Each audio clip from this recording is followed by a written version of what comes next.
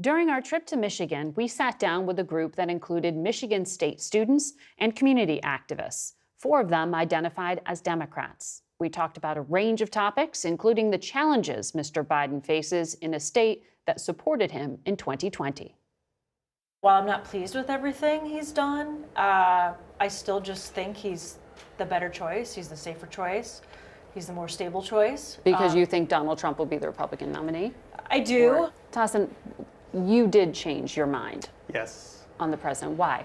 I was a champion for Joe Biden until October 7th. I feel he's disowned us, disenfranchised us with his stance on Gaza. What do you mean by that? He's not listening to us. We are asking for a ceasefire at this time. It's a humanitarian catastrophe in Gaza. Too many lives are being lost at this time. I was never a single issue voter. In fact, I used to argue with people not to be single issue voters, but for me, this is a deal breaker.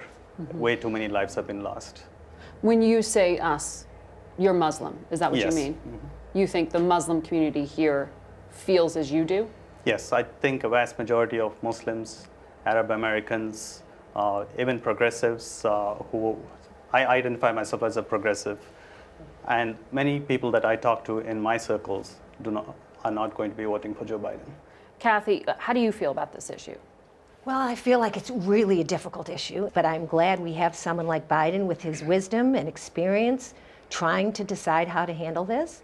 I believe that I like when he says things like Israel has the right to defend itself and to do what it needs to do to protect its citizens from Hamas. I think he stresses that Israel's got to be really careful not to commit war crimes. I think he's been really clear on that. I just don't know what else he can do. I think people think he has more power over Netanyahu than he does. So abortion is legal and protected in the state of Michigan. Your state voted for that. But do all of you have any vision for what should happen at the national level? If you see Donald Trump elected, Sean, do you think that there will be federal limits on abortion access? No, I don't believe so, because I think the court has been quite clear, and this was through their opinion in the Dobbs case, allowing states to tailor their own methods for regulating abortion, and then in the several concurrences by the justices who wrote that opinion, that it wasn't going to be federally regulated. The only way you can do that is if you change the Constitution. So I could see... Or write a new law. Well, they could write a new law, but unless they add it into the to an amendment, then I could see the court swiftly striking it down, like the court does with many things in either presidency for Trump or Biden.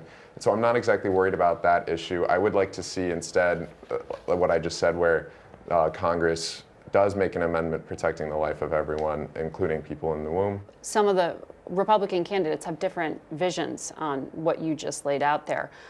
You are shaking your head vehemently, so I have to know. You feel strongly. Please tell me how much of reproductive rights are a factor in your presidential campaign vote? Oh, it's huge. The president chooses our Supreme Court justices. I wish I had confidence that you say in our Supreme Court justices. I think there's probably, it's one of the most important things that the president does, and that we have had justices put in under President Trump that are, really changing precedent in major ways that I find very disconcerting, and I'm very concerned about reproductive freedom in this country. And you are as well. Same. I mean, I think it was, looking bigger picture, just the last few Supreme Court nominees, the process was totally upended and totally disregarded. And I think it starts with that. And then freedoms were rolled back, such as reproductive freedoms. So I'm fortunate that we have protected them in the state of Michigan. I think, just again, the American people are for some type of abortion protection. Certainly there's a sliding scale, but for the federal government to just disregard that and go the other way, I think is appalling.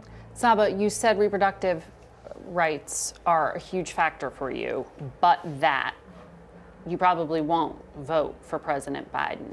I think it would be hypocritical of me to use reproductive rights as a way to justify voting for Biden when Biden is aiding and sending military aid to Israel, which is airstriking Gaza and blocking humanitarian aid, leading to women there who are pregnant, either getting C-sections without anesthesia, not being able to be provided with prenatal care.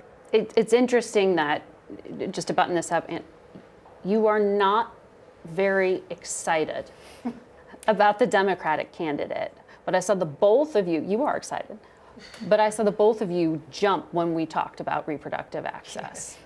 That is something that's going to make you show up to vote, even though you're kind of on the candidate? I think so. I mean, I'm certainly a frustrated Democrat at the moment, I would say. I think Joe Biden's made a lot of missteps. I think he's not a perfect man. He's not a perfect candidate, but nobody is.